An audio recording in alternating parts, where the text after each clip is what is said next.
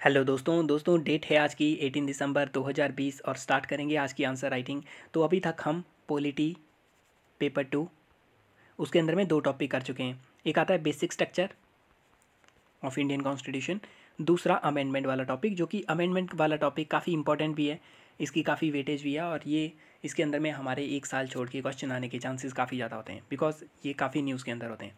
उसी के अंदर हमने काफ़ी सारे डिवीज़न देखे इसके, और उसके अंदर में हमने 102 अमेंडमेंट देखी थी लास्ट टाइम। अब उसी से रिलेटेड एक टॉपिक है, ओबीसी से रिलेटेड था ये, ठीक है। तो सब कैटेगराइजेशन वाला टॉपिक है जो कि उसी से रिलेटेड है। तो अमेंडमेंट वाला टॉपिक ही आज हम करने जा रहे हैं। तो 3 हम उसी को कर रहे हैं।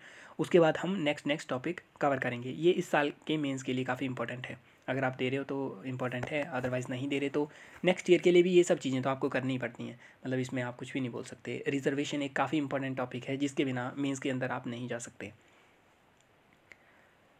तो रिजर्वेशन वाला टॉपिक उसके अंदर में हमारा देखा जाएगा आज, critically examine the issue of sub categorisation of OBC in the light of recent development. तो रीसेंट डेवलपमेंट क्या हुई, 102 अमेंडमेंट पास की गई जिसके अंदर में बैकवर्ड क्लासेस के लिए जो नेशनल कमीशन था उसको कॉन्स्टिट्यूशनल स्टेटस दे दिया गया।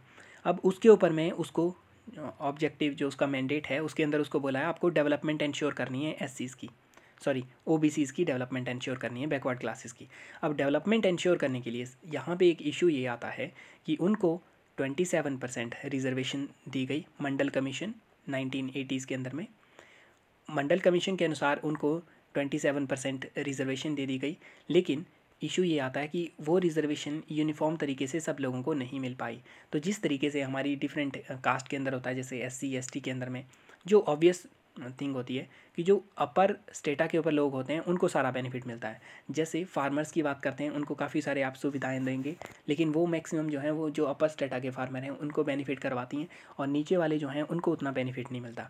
तो उसी के लिए सरकार के द्वारा 2017 के अंदर में कमीशन बनाया गया, जस्टिस जी रोहिणी की अध्यक्षता में एक कमीशन बनाया गया, और उनको बोला गया आप रिकमेंड करो किस तरीके से हम यूनिफॉर्म तरीके से डेवलपमेंट कर सकते हैं इनकी। और ये वाला कमीशन हमने देखा था आर्टिकल 340 के अंदर में, कॉन्स्टिट्यूशन के अंदर लिखा गया कि कमीशन बनाया जाए टाइम टू टाइम हमारे वेरियस बैकवर्ड क्लासेस की डेवलपमेंट के लिए, इस टाइप का कमीशन हमारे द्वारा बनाया जाए। तो उसके अंदर में हमने मंडल कमीशन भी उसी के अंदर में बना था, काका कालेकर कमीशन भी उसी के अंदर बना था। अब ये थर्ड वाला बनाया गया, इसके अंदर इनको बोला गया कि आप रिकमेंडेशन दो। अब इनके द्वारा कुछ रिकमेंडेशन दी गई, उस कंटेक्स्ट में ये क्वेश्चन है, तो ये चीज़ें लिखने की आवश्यकता नहीं, ये जस्ट अंडरस्टैंडिंग के लिए। इंट्रोडक्शन में आप लिख सकते हो, आर्टिकल 15 में बोला गया है कि वैसे नॉर्मल हमारे कॉन्स्टिट्यूशन के अंदर में ओबीसी को डिफाइन नहीं किया गया है एक्चुअल में कौन ओबीसीज हैं, या हमारे मतलब एक्ट वगैरह के अंदर में कौन इसके अंदर आते हैं। हमारे आर्टिकल 15 में ज़रूर ऐसा बोला गया है कि आपको क्या करना है, सोशली और एजुकेशनली जो बैकवर्ड सिटीज़न है उनकी डेवलपमेंट करनी है। तो लास्ट टाइम मैंने आपको बताया था कि SC ST OBC 3 कैटेगरी आ जाती हैं, ठीक है, SC ST OBC। और OBC के अंदर में ये तो हमारी काफ़ी आप मान सकते हो डायरेक्टली एक पर्टिकुलर कैटेगरीज हैं जिनको टैकल किया जा रहा है। OBC में काफ़ी सारे रिलीजन और कैटेगरी आती हैं, और अराउंड अबाउट 52% हमारी पॉपुलेशन का ये कवर कर रहे हैं मंडल कमीशन के अनुसार। तो आर्टिकल 15 में ये लिखा गया है। अब इनको रिजर्वेशन वगैरह मिल जाती है, 27% रिजर्वेशन मिलती है, लेकिन जो हमारे मोर एफिलेंट वन थे इनके अंदर में वो ज़्यादा बेनिफिट उठाते हैं और लेस एफिलेंट इसके अंदर में छूट जाते हैं। उसके लिए कमीशन बनाया जाता है 2017 में। उसके द्वारा बोला जाता है कि कुछ प्रॉब्लम्स आ रही हैं। क्या प्रॉब्लम आ रही हैं, हमारी सेंटर की जो लिस्ट है जिसमें OBC वगैरह को मेंशन किया गया है उसके अंदर में हमारे पास में इतनी कास्ट आ रही हैं, इतने डिवीज़न आ रहे हैं, लगभग हमारे पास में 2500 के करीब में डिवीज़न, लेकिन उसके अंदर में 1900 के करीब में जो कास्ट हैं वो प्रोपोर्शनली उनको अच्छा बेनिफिट नहीं मिला। मतलब जो हमारे अपर स्टेटा के लोग थे उन्होंने ज़्यादा बेनिफिट उठा लिया, ये इसके अंदर में बोला जा रहा है इनके द्वारा, ठीक है। और इनके अंदर इनके द्वारा ये भी बोला कि 25% जो बेनिफिट हैं रिजर्वेशन के वो हमारे पास में लगभग 10 सब कास्ट को देखने को मिलते हैं। तो बेसिक इसका बोलने का मतलब सिर्फ इतना है कि अपर स्टेटा को ज़्यादा बेनिफिट हुआ और एक लार्ज पार्ट हमारा गरीब रह गया। तो जो भी हमारे रिजर्वेशन के बेनिफिट थे वो इकोनॉमिकली स्ट्रॉन्गर सब सेक्शन को मिले और दूसरे सेक्शन इसमें वीक रहे। अब ये सारी इन्फॉर्मेशन आप एक लाइन के अंदर भी लिख सकते हो, ठीक है, 2 लाइन के अंदर में कवर कर ली। यहाँ पे तो ज़्यादा लिखी हुई हैं, लेकिन यहाँ पे 2 लाइन के अंदर में आपने कवर कर ली कि इसके अंदर में क्या बोला गया, रिकमेंडेशन मतलब क्यों आवश्यक है हमारे लिए, ये इसके अंदर बोला गया, ठीक है। अब इनको बोला गया था कि आप बताओ किस तरीके से मतलब चीज़ों को किया जा सकता है, तो इन्होंने कुछ रिकमेंडेशन भी दी इसके अंदर में। इनके द्वारा बोला गया कि एक फ़िक्स कोटा रखो 8 से 10%, किसके लिए, ये उन लोगों के लिए रखा जाए जो कि इसके अंदर में काफ़ी ज़्यादा बैकवर्ड हैं। मतलब हमारे 25,000 के करीब जो लोग हैं, 2500 ओबीसी जो हैं, उनके अंदर जो 1900 कास्ट हैं जिनको उतना बेनिफिट नहीं हुआ, इनके लिए मतलब सब कैटेगराइजेशन कर दो, इनको एक्स्ट्रा बेनिफिट उसी के में से जितना इनको रिजर्वेशन मिला हुआ है उसमें से 8 से 10% सिर्फ इनके लिए रख दो 27% में से। ठीक है, तो ये बोला गया। और दूसरी रिकमेंडेशन जो इनके द्वारा दी गई उसमें इनके द्वारा बोला गया जो आप सब कैटेगराइजेशन करोगे, मीन्स हमारी 27% मिला हुआ है 52 को, और उसमें से कुछ कास्ट को काफ़ी बेनिफिट हो रहा है, कुछ को बेनिफिट नहीं हो रहा, उनको और ज़्यादा डिवाइड कर दो और इसको भी 27 को डिवाइड कर दो। जैसे 8-10% आप नीचे वाली के लिए रख लो, फिर मिडल के लिए कुछ रख लो, तो इस तरीके से सब कैटेगराइजेशन की जाए। और जो सब कैटेगराइजेशन है इसको किया जाए रिलेटिव बेनिफिट के अनुसार। रिलेटिव बेनिफिट का मतलब आपको जैसे मान लो यहाँ पे 10 लोग हैं ओबीसी कैटेगरी में, मान लो 3 लोग हैं, तो रिलेटिव बेनिफिट कितना मिला हुआ इनको, एक पर्सन को मान लो ए पर्सन को एक बार रिजर्वेशन का बेनिफिट मिल चुका है, अब बी पर्सन को एक बार भी बेनिफिट नहीं मिला, सी को भी एक बार बेनिफिट नहीं मिला। इस केस के अंदर में आप देखो रिलेटिवली हमारा ए, उसको एक बार बेनिफिट मिला हुआ है। अब हो सकता है वो पुअर हो, उसकी मतलब क्वालिटी अभी भी उसने मान लो रिजर्वेशन के अंदर में कोई पियून की जॉब वो उसको मिल गई, लेकिन उसको उतनी अच्छी सैलरी नहीं मिल रही उसके अंदर में और अभी भी गरीब है, तो वो है बैकवर्ड क्लास के अंदर ही आ रहा है अभी भी, लेकिन उसको एक बार बेनिफिट मिल चुका है। अब उसको इसमें मत कैटेगराइज करो, रिलेटिवली देखो किसको कितना उसमें बेनिफिट हुआ है। तो जिसको ज़्यादा बेनिफिट हुआ है उस को छोड़ दिया जाए और दूसरे लोगों को उसके अंदर में बेनिफिट प्रोवाइड करवाया जाए। जैसे अगर मान लो जिसको एक बार रिजर्वेशन का फ़ायदा मिल चुका है उसको हटा के दूसरे लोगों को बेनिफिट दिया जाए, इस टाइप का काम इनके द्वारा बोला गया। अब इश्यूज़ इसके अंदर में कुछ ये आएंगे, ये काफ़ी पॉलिटिकल सेंसिटिव मामला है। 52% अगर जनता है तो उसमें कोई भी सरकार इसमें ट्राई नहीं करेगी कि ऐसा कुछ भी किया जाए। तो उसके लिए अगर आपने करना है, मान लो सब कैटेगराइजेशन करोगे तो काफ़ी सारे लोग उसमें नाराज़ हो जाते हैं और एक्चुअल के अंदर में इन्फॉर्मेशन उतने अच्छे से हमारी सोसाइटी के अंदर में ट्रिकल डाउन नहीं हो पाती और काफ़ी ज़्यादा पैनिक मच जाता है रिजर्वेशन की जब बात आती है। तो ये काफ़ी पॉलिटिकली सेंसिटिव मूव है। फिर हमने जो हमारा कमीशन था रोहिणी कमीशन, इसने ओल्डर और अनरिलायबल एस्टिमेट यूज़ किए। इसने वो एस्टिमेट यूज़ किए जो मंडल कमीशन ने यूज़ किए थे। मंडल कमीशन ने 1931 का सेंसस यूज़ किया था आइडेंटिफाई करने के लिए कि ये 52% जो हमारी कास्ट है वो कौन कौन है। तो इनके द्वारा भी वही वाला डाटा यूज़ किया गया और उसके बेस के ऊपर इन्होंने बोला कि 8-10% जो हमारे पास में कास्ट हैं, जैसे जो 1900 कास्ट हैं, उनको बेनिफिट करवाओ।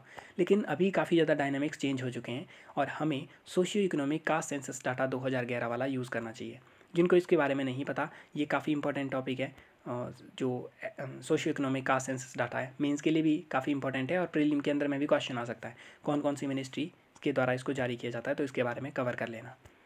फिर आता है, जब भी मैं आपको टॉपिक कवर करने के लिए बोलता हूँ तो आईएएस के टॉपिक काफ़ी सारे इंस्टीट्यूट के द्वारा ऑनलाइन डाले होते हैं। आपने सिर्फ टॉपिक का नाम डालना है और यूपीएससी उसके आगे लिखना है और आपको उसके अंदर में इन्फॉर्मेशन मिल जाएगी। ठीक है, और अगर आप हिंदी मीडियम से रिलेट कर रहे हो तो हमारी कुछ वेबसाइट, मतलब हिंदी मीडियम की काफ़ी कम वेबसाइट होती हैं, तो आप उनका नाम डाल सकते हो या उस पर्टिकुलर वेबसाइट, जैसे दृष्टि के अंदर में हिंदी का मटेरियल अवेलेबल होता है तो उसके अंदर में जाके आप सर्च बटन के अंदर में उसको सर्च कर सकते हो। ठीक है, या ये वाले जो चीज़ें हैं जैसे रिजर्वेशन वगैरह, पर्टिकुलर जब आपने टॉपिक सर्च करना होता है किसी, जैसे रिजर्वेशन है या पॉलिटी से हम रिलेट कर रहे हैं, तो आप इस time direct vision IAS open करो, विजन आईएएस मेंस 365। तो आपने उसके अंदर में क्या करना है, आपने लास्ट 3 ईयर के मेंस 365 को डाउनलोड कर लेना है। उसके अंदर में किसी ना किसी पॉइंट में आपको मिल जाएगा ये हिंदी मीडियम, इंग्लिश मीडियम, जिस भी तरीके से होगा तो आप उसमें देख सकते हो। फिर हमारे पास में इंफॉर्मेशन उतनी अच्छी अवेलेबल नहीं है सोशल और एजुकेशनल स्टेटस के लिए इनकी, तो वो किसी भी हमारी डिफरेंट कास्ट के लिए उतनी अच्छी अवेलेबल नहीं है। तो वो भी आपको आइडेंटिफाई करना है किसको आपने बाहर रखना है, किसको अंदर रखना है। और इसको एक्सरसाइज करना थोड़ा डिफिकल्ट हो सकता है बिकॉज काफ़ी नंबर ऑफ कास्ट हैं इसके अंदर में, किसको छोड़ोगे, किसको अंदर रखोगे, कैसे करोगे, वो आपको देखना पड़ेगा। लगभग 2500 के करीब में इस टाइप की कास्ट हैं। फिर ये स्टेट टू स्टेट वेरी भी कर सकती है। वेरियस स्टेट में जो वेरियस ओबीसी होंगे उनकी कास्ट अलग अलग हो सकती है। तो हो सकता है किसी स्टेट के अंदर में आपको ओबीसी का दर्जा मिला है, किसी के अंदर ओबीसी का दर्जा नहीं मिला है, या 2 ओबीसी का दर्जा तो आपको मिला हुआ है लेकिन एक स्टेट के अंदर में मान लो आप किसी और कैटेगरी के अंदर में भी आ रहे हो, कोई पर्टिकुलर कास्ट आपकी जो भी XYZ आपकी कास्ट है और इसके अंदर में डिफरेंट कास्ट है, तो किस कास्ट के बेस के ऊपर आपको बनाया जाएगा वो यहाँ पे देखना पड़ेगा। तो ये कुछ प्रॉब्लम आएंगी, इनको आपको शॉर्ट करके लिखना है। क्वेश्चन के अंदर पूछा गया था क्रिटिकली एग्जामाइन, जब इस टाइप का शब्द यूज़ किया जाएगा तो इनके द्वारा बोला गया जो भी टॉपिक दिया गया है उसके कंप्लीट तरीके से आप उसको एनालाइज करो। तो क्या देखोगे, इंट्रोड्यूस करोगे टॉपिक, जैसे सब कैटेगराइजेशन के अंदर इंट्रोड्यूस करोगे, फिर आप बताओगे क्यों आवश्यकता है इसकी, ठीक है, कमीशन के बारे में उसने क्या बोला, फिर इश्यूज़ क्या आते हैं और वे फॉरवर्ड। तो इनको छोटा करके लिखना है, चीज़ें ज़्यादा हैं इसमें लिखने के लिए, बिकॉज जब क्रिटिकली एग्जामाइन बोला तो पूरे इशू को एग्जामाइन करके ये बताओ एक्चुअल में क्या करना है। मतलब ये भी देखो कि ये हो सकता है, ओके इसमें ये प्रॉब्लम आ सकती है तो इसके ये सॉल्यूशन हो सकते हैं। पूरे तरीके से क्रिटिकली एग्जामाइन करके लास्ट में कंक्लूजन दो कि ये चीज़ें करनी चाहिए अब हमें। तो कुछ प्रॉब्लम आ सकती हैं, इसीलिए हमें ये वाला वे फॉरवर्ड इसके अंदर में लिखना है, जिसमें हम बोलेंगे क्रीमी लेयर का जो हम कंसेप्ट लेके आए थे, जिसके अंदर में जो हमारे फॉरवर्ड या एफिलेंट क्लासेस होंगी एक पर्टिकुलर रिजर्वेशन सिस्टम के अंदर में, जैसे ये मान लो ओबीसी का स्टेटा है, इसके अंदर में जो हमारी एफिलेंट क्लासेस होंगी उनको हम ज़्यादा बेनिफिट उनको ऑट कर दिया जाएगा। जैसे इंदिरा साहनी जजमेंट के अंदर सुप्रीम कोर्ट के द्वारा बोला गया ओबीसी के अंदर में आप यूज़ करो क्रीमी लेयर का कंसेप्ट, और जो भी क्रीमी लेयर के अंदर हैं जो वेल ऑफ फैमिलीज़ हैं उनको आप यहाँ से बाहर निकाल दो, उनको रिजर्वेशन का बेनिफिट ना मिले। तो सरकार के द्वारा बोला गया जो भी 8 लाख से ऊपर कमा रहे हैं उनको हम क्रीमी लेयर के कंसेप्ट में इंक्लूड कर रहे हैं ओबीसी के अंदर में। तो ओबीसी में क्रीमी लेयर का कंसेप्ट इंप्लीमेंटेड है, एससी एसटी के केस में इसको इंप्लीमेंट नहीं किया गया है, हालांकि सुप्रीम कोर्ट के द्वारा इसको बोला गया था इंप्लीमेंट करने के लिए। तो इस केस के अंदर में क्रीमी लेयर की जो सीलिंग है हमने 8 लाख रखी हुई है। अब 8 लाख तो ऑब्वियस सी बात है, इंडिया की पर कैपिटा इनकम और प्रति व्यक्ति आय काफ़ी कम है, और 8 लाख काफ़ी ज़्यादा होते हैं। मतलब ये तो काफ़ी ज़्यादा वेल ऑफ फैमिली से आप बिलोंग कर रहे हो तो उसमें 8 लाख आपके बन रहे हैं, ठीक है। तो अगर मान लो आप 50,000 रुपये एक मंथ का कमा रहे हो तो भी आप 8 लाख में नहीं आ रहे हो, और 50,000 इंडिया की जितनी परचेजिंग पावर है उसके अनुसार 50,000 तो काफ़ी ज़्यादा होता है। और गांव के एरिया के अंदर में 50,000 कमा रहे हो तो आपका 5-6 हज़ार में खर्चा निकल जाता है, बाकी तो इतनी सारी सेविंग हो रही है। तो 8 लाख मतलब उसको आप कम करो, ये बोला गया रिवाइज़ करो, उसको कम लेके आओ उसको। ये मतलब 8 लाख वाला तो धनी व्यक्ति हो गया इंडिया में, तो आप उसको 3-4 लाख रखोगे तो उतने में मान सकते हो कि उससे नीचे जो कमाने वाला है उसको रिजर्वेशन मिले, लेकिन इतने ज़्यादा पे रखोगे तो उसका बेनिफिट नहीं मिलेगा। फिर आप national commission on backward class, जिसको कॉन्स्टिट्यूशनल स्टेटस मिला हुआ है 102 अमेंडमेंट के तहत, उसको स्ट्रेंथन करो। उसके पास में सुप्रीम कोर्ट के द्वारा जैसे बोला गया था उसके पास में पावर होनी चाहिए कि किस तरीके से हमारी ओबीसी की लिस्ट को पीरियोडिकली रिव्यू किया जाए, उसमें उससे कंपल्सरली आप पूछो कि उसमें क्या क्या चेंजेस करने चाहिए, तो उसको थोड़ा और एम्पावर्ड बनाओ। तो ये सब चीज़ें इसके अंदर में लिखी जा सकती हैं। हम मिलेंगे नेक्स्ट वीडियो के अंदर में नए टॉपिक के साथ में। Thank you.